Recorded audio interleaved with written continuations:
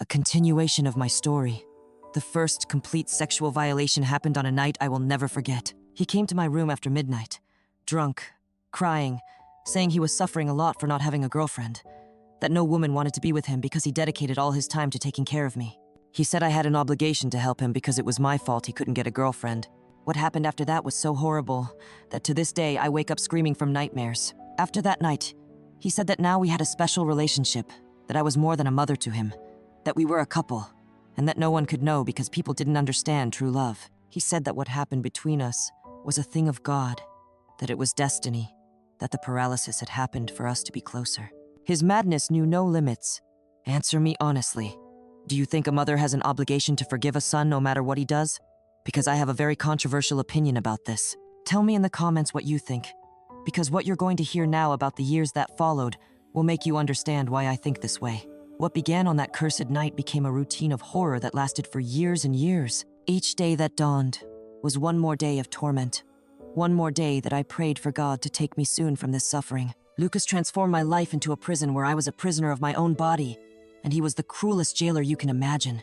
Every day, without exception, he repeated the same abuses, always with those disgusting excuses of care and hygiene. In the morning, when he woke me up for breakfast, he would already start running his hands over me, saying he was checking if I had slept well, if I hadn't developed skin wounds during the night. But his checks were pure evil disguised as medical care.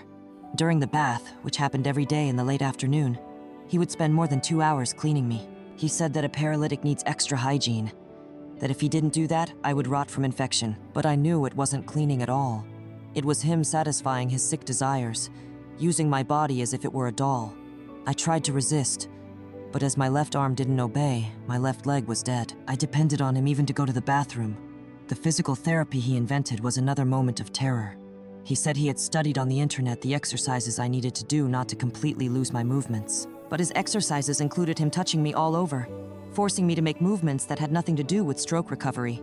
He manipulated my body as he wanted, always saying it was for my own good, that if I didn't do that, I would be paralyzed for the rest of my life.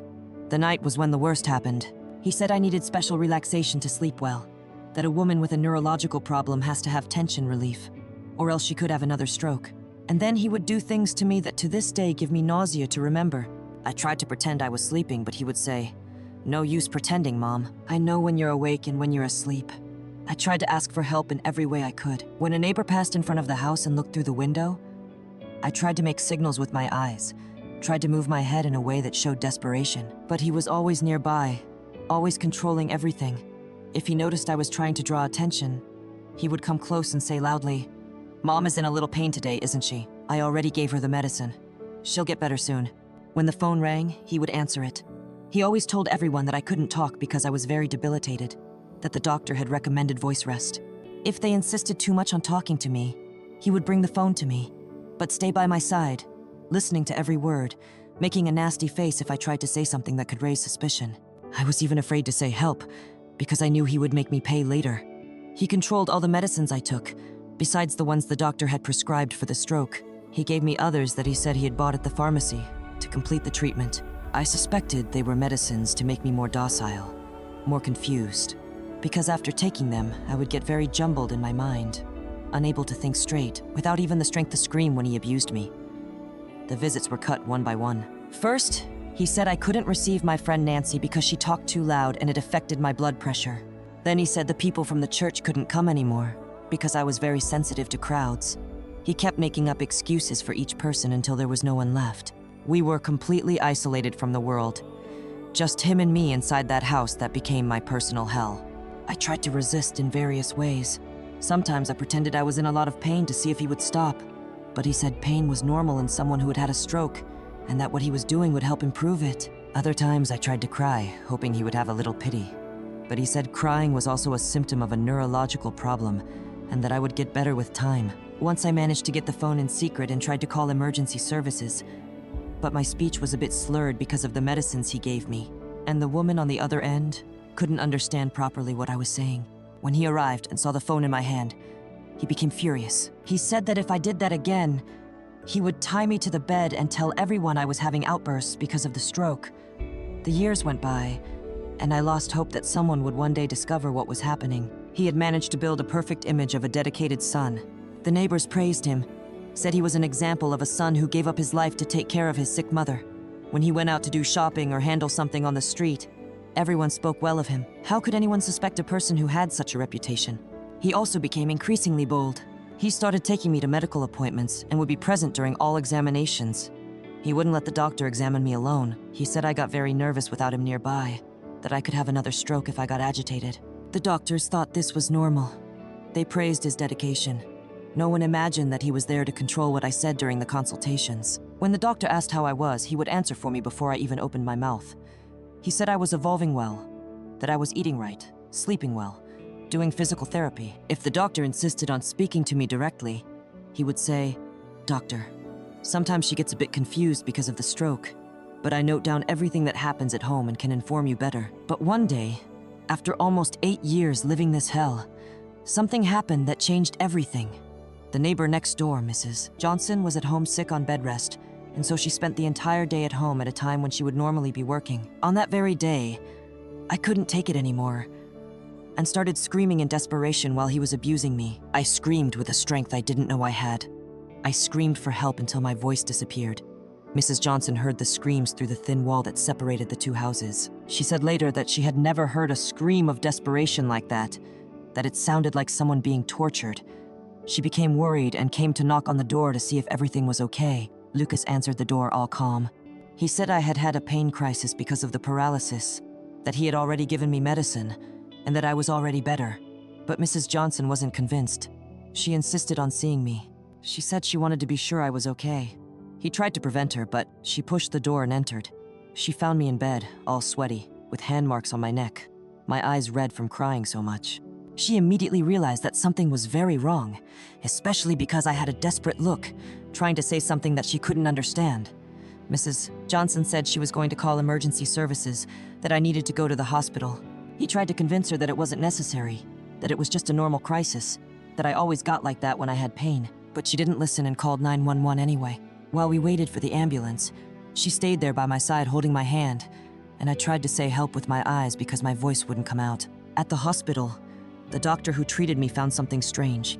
He said I had signs of very high stress for a person who was supposedly being well cared for at home. He asked if I was feeling any different pain, if something was happening at home that could be making me agitated. Lucas, as always, answered for me. He said it was normal for someone with a neurological problem, but the doctor insisted on examining me alone. He told Lucas that he needed to do some procedures, that it was better for him to leave the room. He tried to resist, but the doctor was firm. It was the first time in 8 years that I was alone with a person who could help me. When the doctor began the examination, he noticed signs on my body that didn't match the care I supposedly received at home. The doctor asked if someone was hurting me, if I was being mistreated. I tried to speak, but I was so nervous that the words wouldn't come out right. So he asked if I could nod my head to answer yes or no. When he asked if someone in my family was hurting me, I managed to nod yes. When he asked if it was my son, I confirmed again. The doctor called the hospital social worker and a psychologist. They came to talk to me, and gradually managed to understand what was happening. I told everything I could, even with my speech a bit slurred, even trembling with fear. I told them about the abuse, the touching, the threats. They were horrified but believed me. When they went to confront Lucas, he denied everything with the greatest coldness in the world.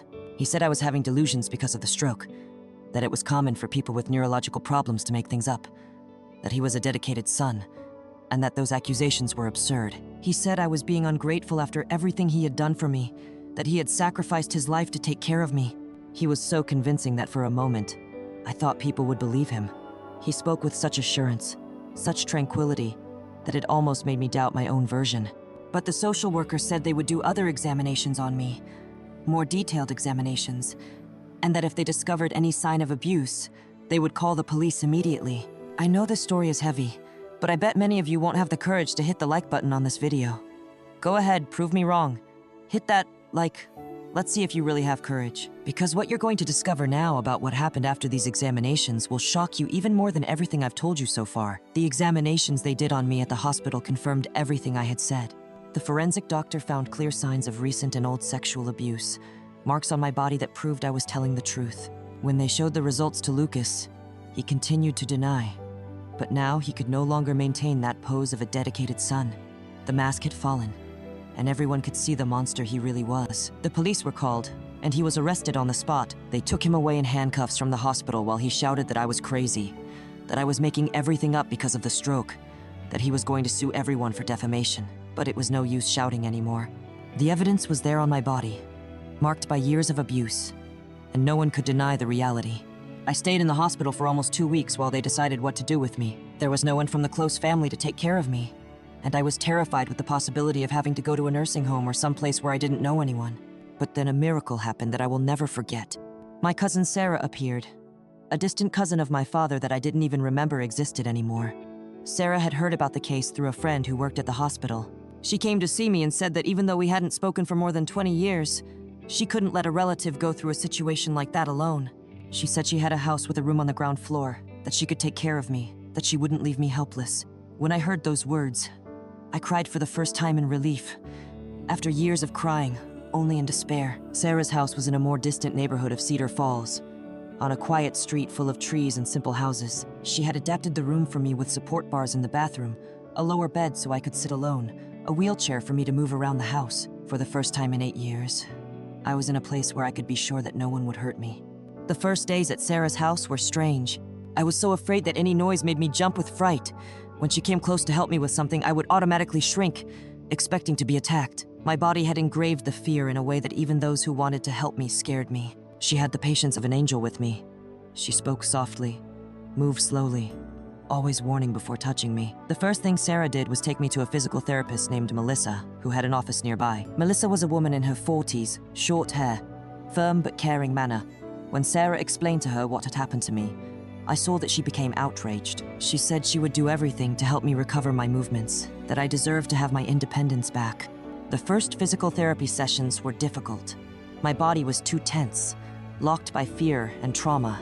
Melissa explained that this was normal, that people who have suffered physical abuse usually have a very contracted body, as if it were always defending itself from an attack.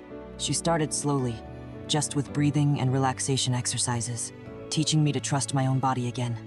But Melissa wasn't just a physical therapist. She became my confidant, my friend, my improvised therapist. During the sessions, she would let me talk about everything that had happened, listen to me without judging, help me understand that none of it had been my fault. She said the stroke wasn't God's punishment, that I didn't deserve to have gone through that suffering, that I was a survivor, not a victim. After about 3 months of physical therapy, something happened that shocked me. During an exercise, trying to reach an object that Melissa had placed on the table, my left hand moved by itself for the first time since the stroke. It was just a small movement, the fingers closing a little, but I started crying with emotion. Melissa also cried with me and said, "See, Margaret, your body is coming back to life." From that day on, the exercises became more intense. Melissa explained that my brain was creating new connections, that the movements would return gradually if I didn't give up. It was hard, painful work sometimes, but each small progress gave me more hope. First, some movement returned to my fingers, then to my wrist, then to my elbow. My leg also started responding better. Sarah also took me to a psychologist, Dr. Harrison, who worked with people who had suffered severe trauma. She explained that I had 2 traumas to process: the stroke that changed my life from 1 hour to the next, and the years of abuse that came after. She said it would be a long job, that I had to be patient with myself, that healing from trauma doesn't happen overnight. The sessions with Dr. Harrison were fundamental for me to understand many things. She explained that what Lucas did to me had a name: sexual violence, abuse of a vulnerable person, false imprisonment, that it wasn't care or love or anything that resembled it, that he had used my physical dependency to satisfy his sick desires, and that this was a serious crime, no matter if he was my son or not. With time, I came to understand that I wasn't to blame for anything that happened. I wasn't to blame for having had a stroke. I wasn't to blame for having become dependent. I wasn't to blame for having raised a son who turned into a monster. Dr. Harrison taught me that victims of abuse always feel guilty, but that this guilt isn't real. It's just a way the mind finds to try to understand a situation that doesn't make sense. A few months after I started treatment, the most exciting day of my recovery happened. Melissa said she was going to try to make me walk alone, just with the support of a cane. I was terrified of falling, but she said, "Trust me, Margaret. You're ready."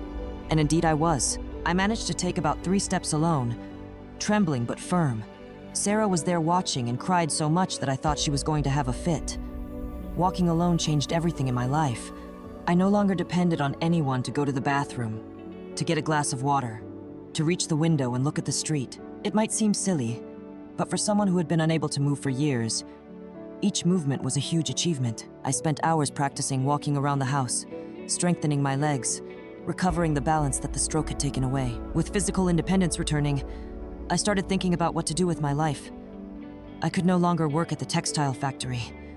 My body wouldn't stand being hunched over the machine for hours. Dr. Harrison suggested that I look for some activity that gave me pleasure. That would be a way to restart my professional life without much physical effort. It was Sarah who suggested the medicinal herbs course. She said I always had a knack for taking care of plants, that when I was young, I knew how to make teas for everything, that my mother had taught me a lot about home remedies. She said there was a lady in the neighborhood who gave a basic course on medicinal plants, that I could learn more about it and maybe even work with it in the future. The course was a wonderful discovery. I learned about dozens of plants, their effects, how to prepare teas, homemade ointments, syrups. The teacher, Ms. Harmon, said I had a gift for dealing with plants, that my hand was good for making remedies. It was the first time in a long time that someone had praised some ability of mine that made me feel useful again. While I was recovering and rebuilding my life, the case against Lucas was proceeding in court. He was sentenced to 12 years in prison for rape of a vulnerable person, false imprisonment, and mistreatment. I thought that finally justice had been done, that he would pay for everything he did to me for so many years. But what I didn't imagine is that the American prison system is a joke. Now comes the part where many people will judge me. When I found out that he had been released from prison for good behavior after only 3 years, I made a choice. Do you think I was wrong not to have reported him again when he tried to contact me? What would you have done in my place? Because what happened after that will show you that sometimes life does justice in a way that we don't even expect. 3 years after he was released, I was completely recovered and getting on with my life. I had set up a small natural product store in a commercial space near Forsyth Park, right in the center of Cedar Falls. I sold medicinal herbs, teas, homemade ointments, syrups that I prepared myself. The business grew so much that I couldn't handle it alone. I had to hire Sylvia, a young woman who helped me with sales and loved to learn about medicinal plants. My store became known throughout the city. People came looking for remedies for everything. Headaches, insomnia, stomach problems, depression, anxiety. I guided everyone on how to use the right plants, taught them how to make teas at home, gave advice on natural health based on decades of experience and study. I had become a reference on the subject. I earned my money honestly, was independent again after so much suffering. The routine of the store was a delight. I woke up early, had my coffee with Sarah, walked the 4 blocks to the center, opened the store at 8 in the morning, organized the dried herbs in jars, prepared the ointments of the day, attended to my regular customers, who already came to talk to me about life besides the remedies. It was a simple life, but full of purpose and meaning. Sarah continued living with me, but now we were more like sisters than a cousin taking care of a sick cousin. She helped me in the store on weekends, took care of the house while I worked. She was my life companion, my confidant, my closest friend. We had built a good, peaceful routine, full of true affection. For the first time in decades, I was truly happy. I had even found a boyfriend, Mr. Henry, a 68-year-old widower who frequented my store to buy lemon balm tea for his nerves after his wife died. He knew my whole story, respected my past, treated me with caring that I thought I would never feel again in my life. We didn't live together, but we saw each other almost every day. We went to the movies, took walks in the park, lived a nice romance of mature people who know how to value good company. Henry was everything that Lucas never was. Respectful, caring, protective, without being controlling. He brought me flowers every Friday, helped me carry the heavy boxes from the store, waited for me to close so we could go to dinner together at a simple restaurant nearby. Our relationship was based on mutual respect, trust, true affection. That's how love should be. It was 20 years of complete peace, of reconstruction, of happiness that I never thought would be possible. I had managed to transform pain into purpose, helping other people through medicinal plants. I received several invitations to give talks about overcoming, about entrepreneurship in the third age, about how to start over after 50. I became an example in the city, the woman who knew how to turn things around after going through hell. My store prospered in a way I couldn't believe. I started selling at a small 3-foot counter and ended up occupying the entire room with floor-to-ceiling shelves full of jars with herbs, a refrigerator with homemade ointments,